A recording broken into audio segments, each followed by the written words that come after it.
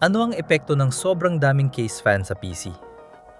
Mas okay bang performance kung mag-double o triple stack ng fan? Para malaman ang sagot sa mga ganitong tanong, ngayon ay mag-i-install tayo ng mas marami pang case fan sa ating computer hanggang sa maubos na talaga ang espasyo. Habang ginagawa natin ito, posible rin nating madiskubre ang pinaka-optimal na paraan ng air cooling sa mundo. Mula fan 1 hanggang 11, bawat isa ay may sariling pwesto sa loob ng ating PC case. Ang APN-X C1, isang bagong performance-focused mid-tower na gagamitin natin sa buong video na ito. Paglabas pa lang sa kahon, may 4 na case fan na kasama sa C1, 300 at 40 mm na fan para sa intake, at 100 at 20 mm na fan para sa exhaust, na magsisilbing baseline na sukatan ng temperatura para sa ating CPU, GPU at buong sistema. Ang pagdagdag ng 3 exhaust fan sa itaas ay nagdala ng kabuuang bilang sa 7 at pinabuti ang temperatura ng CPU at GPU. Ngayon, mas marami ang fan at mas maganda. Pero tingnan natin kung hanggang kailan ito. Dahil tinanggal ang built-in GPU ARM support ng C1, nagamit natin ang 3 dagdag na fan slot sa likod. Nang lagyan ng exhaust fan, bumaba lalo ang GPU temperature. Ngayon na may 10 fan na nakakabit, baka tanong mo, saan mapupunta ang pang-11 nakatalagang fan? Medyo lihim ito. Para makita ito, kailangan nating saliksikin ang gubat ng cable management sa likod ng motherboard. Kapag inalis natin ang panel na ito, makikita natin na pwede pala tayong maglagay ng fan sa support beam na ito. Napakatalinong disenyo ng APN-X na pinapayagan ng dagdag na fan na direktang nakakabit sa ilalim ng CPU socket. Pwede din mo ring ilagay ang SSDs o hard drive sa likurang beam na ito. Pero para sa akin, maganda at kakaiba ang paggamit ng mesh exterior ng case na ito. At dahil ang CPU ay talagang naglalabas ng maraming init, may epekto ba talaga ang pagkakaroon ng fan sa likod nito? Sa aking pagsubok sa video na ito, mukhang hindi naman gaanong naapektuhan ng processor, kahit may dagdag na airflow sa likod nito. Sa tingin ko, magiging kapaki-pakinabang ito sa ilang CPU at motherboard configuration. Kung ang processor at motherboard ay idinising yung maglabas ng init sa harap at likod, mas doble ang surface area para palamigin ito. Maisip mo ba ang isang sistema na may dalawang AIO na parang sandwich sa CPU? Ibig kong sabihin, ang astig nun. Kahit puno na lahat ng fan spot sa performance case natin, nagsisimula pa lang tayo. Ang pagdagdag ng 3 intake fans sa ilalim ng PC na nagdadala ng total sa 14 ay hindi rin masyadong nakatuton sa cooling dahil isang fan ay kumukuha lang ng mainit na hangin mula sa power supply. Para magbago ang temperatura ng components, kailangan natin ng hangin mula sa mas malamig na pinagmulan. Panahon na para mag-isip sa labas ng kahon. Literal na.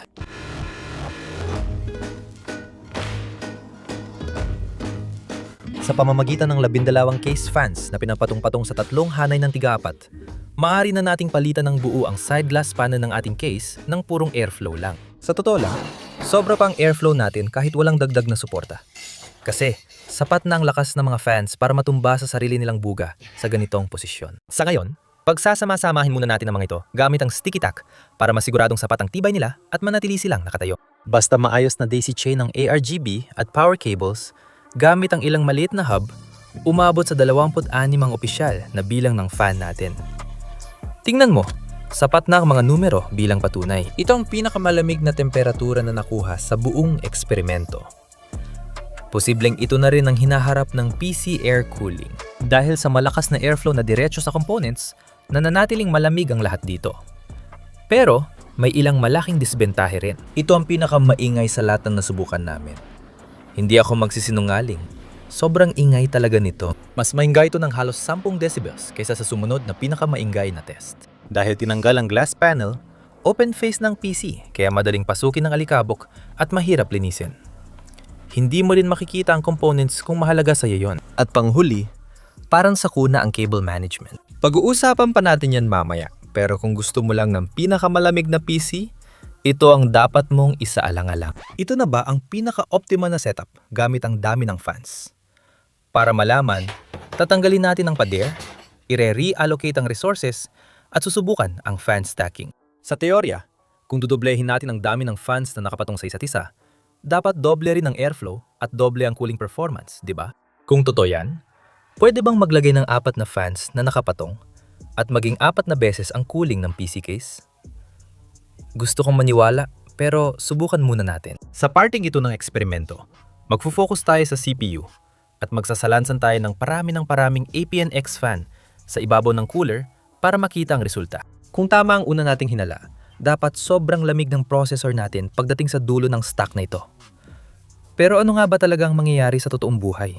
Kita nyo, ang pagdodoble ng dami ng fan ay hindi otomatikong nagdodoble ng thermal efficiency. Sa katunayan, minsan mas dumadami pang init kapag sobra ng fans.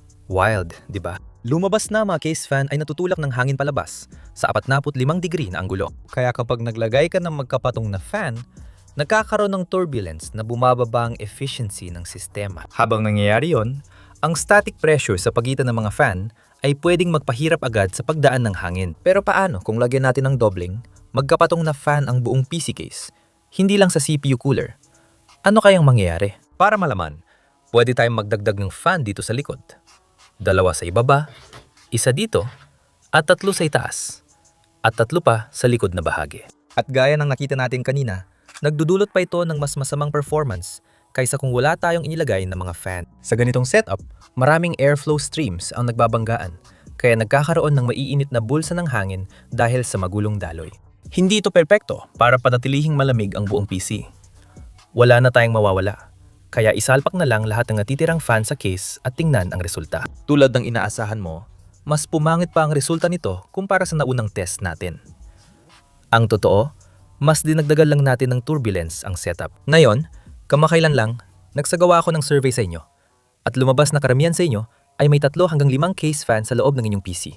Na mukhang sapat na bilang. Nalaman natin na pwede mong ayusin ang posisyon ng mga fan para mas ma-optimize ang PC mo sa specific na gamit. Mas epektibong napapalamig sa GPU ang setup ng fan na ito kumpara sa iba naming nasubukan.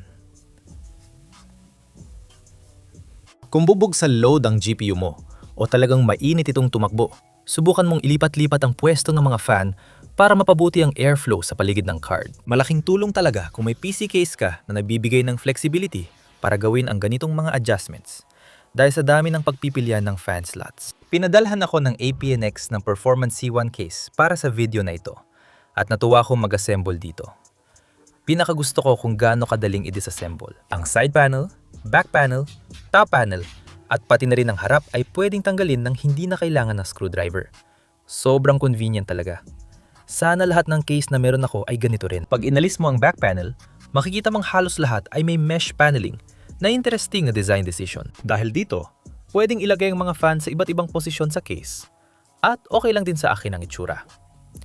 Napansin mo rin ba kung gaano kakurba ang gilid ng case na ito? Habang ina-unbox ko ito, agad ko napansin ang kakinisan at kakaibang dating nito kumpara sa mga case na matalim ang gilid.